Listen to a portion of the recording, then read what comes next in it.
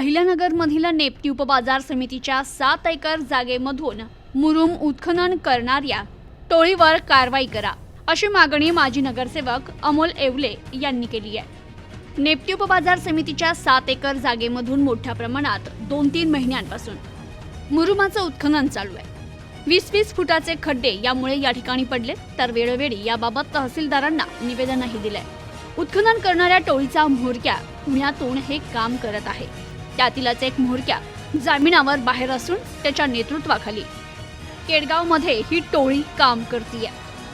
तरी तहसीलदार संजय शिंदे यांनी या जागेचा पंचनामा करून मार्केट कमिटीचे संचालक मंडळ, सचिव यांच्यावर फौजदारी गुन्हा दाखल करावा, अशी मागणी माजी नगरसेवक अमोल येवले यांनी केली आहे। याबाबत तहसीलदार संजय शिंदे यांना निवेदन देण्यात आलंय।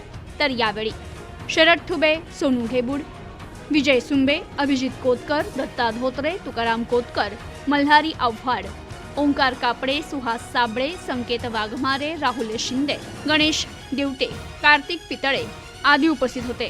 तहसीलदारांना दिलेल्या निवेदनात म्हटलंय, अहिल्यानगर येथील नेप्ती उपबाजार समितीचा सर्व्हे नंबर 72 मधून अवैधरित्या मुरुमाचे उत्खनन झालं असून हे मुरुम इतर ठिकाणी वापरण्यात आलंय।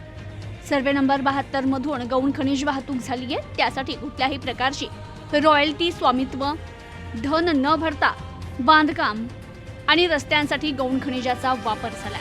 शासनाची फार मोठ्या प्रमाणात स्वामित्व, धन, रॉयल्टीचं नुकसान केलं असून झालेल्या उत्खननामुळे पर्यावरणाचा मोठ्या प्रमाणात ऱ्हास झालाय।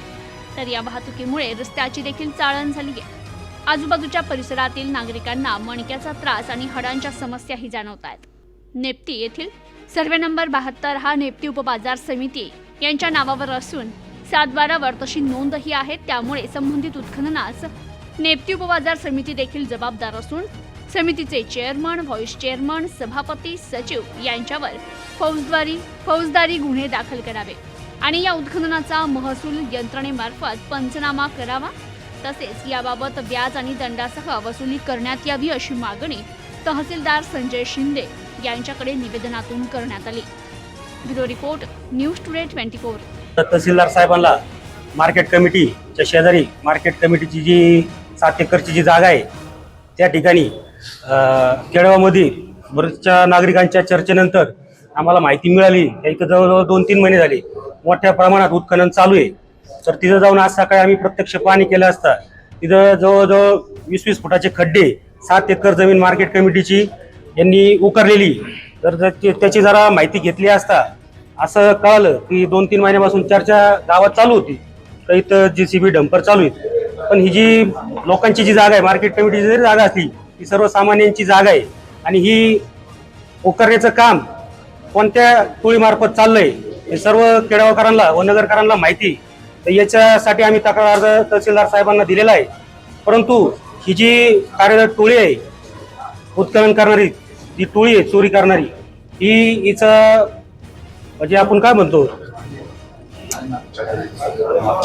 याचा म्होरक्या पुण्यातून बसून म्हणजे केडगावातला तो तडीपार गुंड आहे आणि त्यातलाच एक गुंड त्यांचा साथीदार केडगाव सध्या जामिनावर बाहेर आहे व त्याच्या माध्यमातून ही टोळी मुरुमाची चोरी करणारी टोळी याच्या मागे आम्ही तक्रारी दिल्या होत्या तहसीलदार साहेबांना, परंतु त्यांनी त्याच्यावर काम केलं नाही। परंतु आम्ही सर्वजण आता मोठ्या संख्येने इथं जवळजवळ आता विळदमधून पण जास्त आलेले आहेत, आमच्या गावातले गावकरी, नेप्तीचे गावकरी।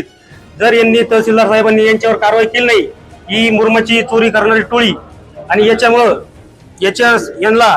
यांच्या साथीदार म्हणून मार्केट कमिटीचे संचालक मंडळ, सभापती, उपसभापती व सचिव हे यांच्या संघटनात्मक करून हे चोरी करण्याचं काम जवळजवळ शासनाचा 4 ते 5 कोटीचा महसूल यांनी बुडवलेला आहे व यांच्यावर त्वरित कारवाई करून यांच्यावर फौजदारी स्वरूपाचे व चोरीचे गुन्हे दाखल करावे ही आमची सर्व नागरिकांच्या वतीने तहसीलदार साहेबांना नम्र विनंती।